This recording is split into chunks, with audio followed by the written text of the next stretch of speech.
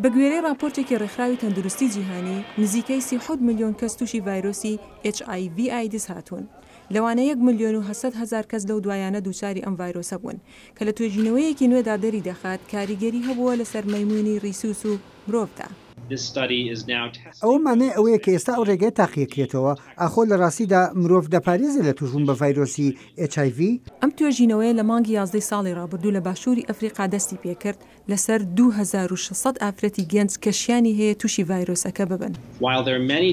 لە کاتێکدا زۆر جۆری کوتانی جیاواز هەیە کە تاقی کراونەتەوە لە تاقیگە و لەسەر گیانەوەر و ژمارەیەکی کەمی مرۆڤیش. هەر لە سەرەتای دۆزینەوەی ئەم ڤایرۆسە لە ساڵی 1980 تا ئێستا نزیکەی 80 ملیۆن کەس لە جیهاندا تووشی ڤایرۆسی ئایدز بوون.